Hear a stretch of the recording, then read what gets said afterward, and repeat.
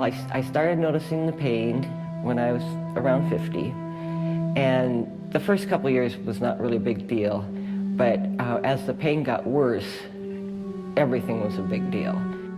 I just hurt all the time, and I got used to it. And it's not something you have to get used to, and you shouldn't get used to.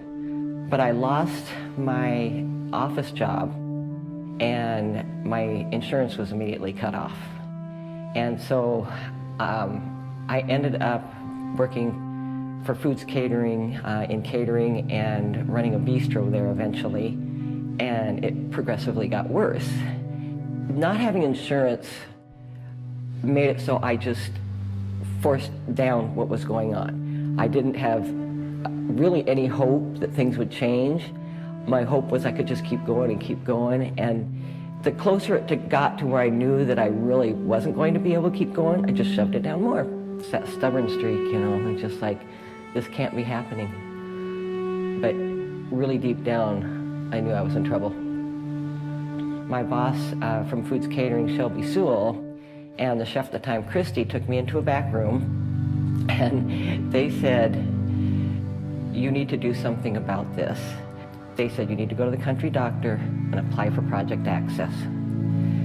And the tears ran down my face, and because it was the first thing I'd heard that there was any kind of hope.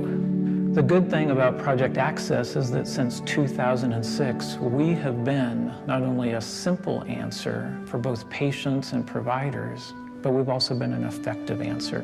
When I met with Dr. Colbeau, the situation was extremely bad, and I knew that.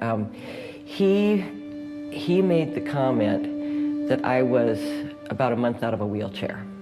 And I wasn't sure going into the hospital, you know, how that would be, and the doctor's office, and they all treated me just wonderfully, absolutely wonderfully. And I haven't had any trouble whatsoever. My quality of life is back. And I don't think about it anymore. What I do think about every day I get out of bed, thank you.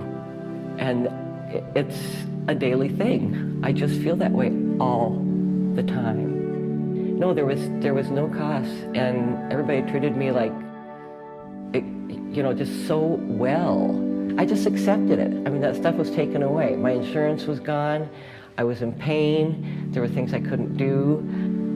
It happens. Things happen. But thanks to places like Project Access, we can do something about it and get well again. We believe that everybody deserves health care, that nobody should suffer.